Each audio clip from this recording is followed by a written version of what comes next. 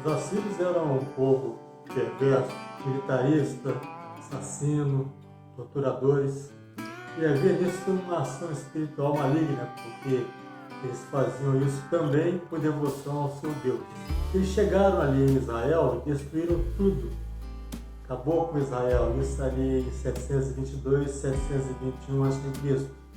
A gente sabe que sucessivas perversidades de Israel, pecados, desvios de Deus, ocasionaram essa punição tão intensa, avassaladora.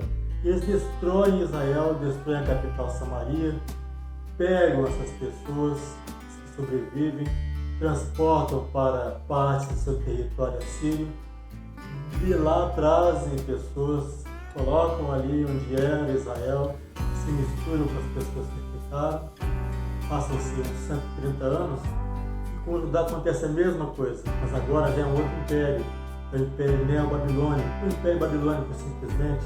Os caldeus também fazem crueldades, são mais cultos e procedem da mesma forma em relação ao desterro, a tirar alguém de sua terra e jogar para lá. Pegam os judeus do reino do sul, do reino de Judá, o reino que havia subsistido, e levam essas pessoas para a Babilônia.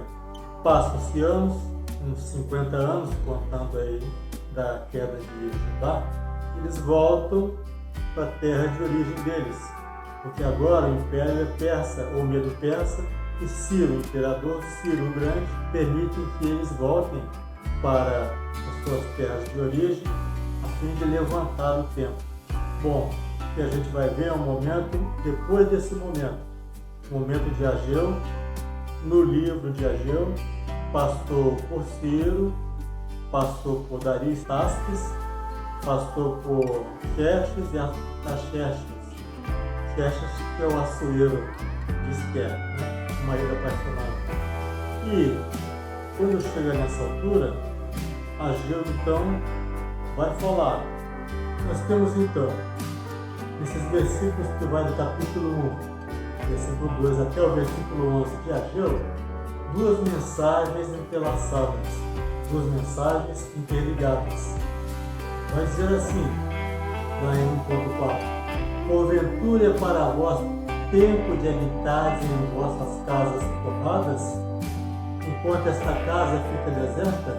Deus falou através do profeta Ageu, dizia que havia um envolvimento do povo com coisas, preocupações só consigo própria, só consigo mesmos, numa situação em que eles tinham vindo de Babilônia, eles que vieram, porque aqueles que ficaram lá tinham outras prioridades, mas aqueles que vieram com essa prioridade de construir o templo, de levantar aquele símbolo da identidade nacional e, primeiramente, de um relacionamento com o Criador.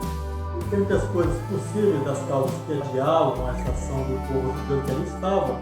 Tinha essa situação, está lá no versículo 1.2, quando eles dizem assim: não é ainda tempo de construir a casa do Senhor.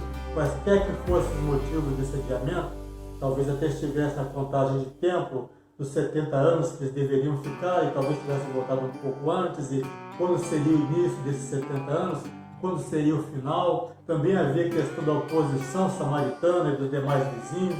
Ainda havia aqueles que diziam: olha, mas havia uma glória no templo de Salomão, e esse templo não reproduz. Quaisquer que fossem as situações, Deus vai dizer no versículo 1.5: considerai os vossos caminhos, pensem sobre o passado de vocês, sobre a experiência que vocês têm comigo, construam um templo, se preocupem com a casa do Senhor. E a segunda mensagem, que também está nesse contexto dos versículos 2 a 11, mas aqui no versículo 1.7, Deus repete por Ageu aquilo que ele havia dito no versículo 1.5: considerai os vossos caminhos. Mas agora Deus mostra para eles que eles plantam, colhem pouco. Quem ganha salário guarda num saco furado, que o orvalho é retido, que a terra não produz os seus frutos. Deus está se referindo a uma mecânica espiritual que está em ação, que está em andamento e que procede dele, causa esse afastamento que está havendo em relação àquele compromisso original que eles tinham com Deus, que eles precisam agir, que eles precisam atuar. E a gente vê na mensagem 3, está lá em 2:11, capítulo 2, versículo 11 de Ageu, é Deus chamando para cair em si os sacerdotes, quando ele fala, assim diz o Senhor dos Exércitos. Pergunta agora aos sacerdotes acerca da lei, dizendo, se alguém leva carne santa na hora das suas vestes e com ela tocar no pão, no guisado, no vinho, ou no azeite, ou em qualquer outro mantimento, porventura isto ficará santificado? Os sacerdotes responderam, não.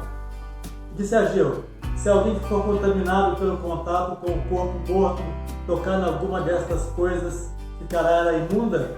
Os sacerdotes responderam dizendo, ficará imunda. Então respondeu Ageu dizendo, assim é este povo e assim é esta nação. Diante de mim, diz o Senhor, e assim é toda obra das tuas mãos, e tudo que lhe oferecem imundo é. Palavras duras, severas, de cobrança, para alertar essas pessoas, falando aqui diretamente ao povo sacerdotal, a liderança religiosa, que naquela teocracia era a liderança maior, dizendo assim, vida com obediência, vida santa e obediência, vos terá dado o Senhor, por favor do Criador, o favor de Deus, se derramará sobre você. Te acompanhará.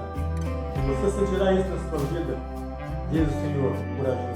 Então, se a gente viu nas 3 mensagens anteriores uma situação de construção do templo, uma situação de ausência de bênçãos, uma situação de exortação à obediência, que daria o favor do Senhor, o favor do Criador. Agora, na 4ª mensagem, que Deus entrega através de Ageu, há uma situação de direcionamento, por qualquer ângulo que tente se entender essa passagem do livro, mas ela aponta nessa direção de uma profecia de cumprimento de uma linhagem messiânica, cumprimento da vinda de um Messias. Vamos ler lá em 2:21.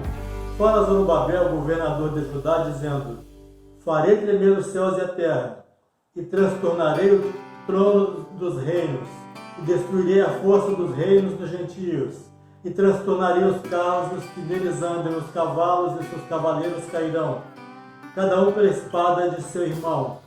Naquele dia, diz o Senhor dos Exércitos, tomar-te-ei, ó Zorobabel, servo meu, filho de Sealtiel, diz o Senhor, e far-te-ei como um anel de selar, porque te escolhi, diz o Senhor dos Exércitos.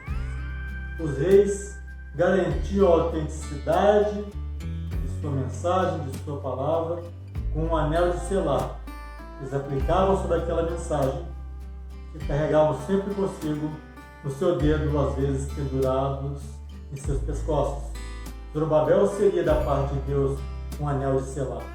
A gente não acompanha uma trajetória de Zorobabel na Bíblia, porque ele aparece tão pouco. Também, ao aparecer numa circunstância profética, qual foi a movimentação ou a articulação política pudesse obstruir o crescimento. A Bíblia não menciona. Mas ela menciona em Mateus e em Lucas, saindo da genealogia de José e vindo da genealogia de Maria, qualquer ângulo que se olhe, a existência de Zorobabel ali naquela linhagem, se encontrando ali como um anel de selar.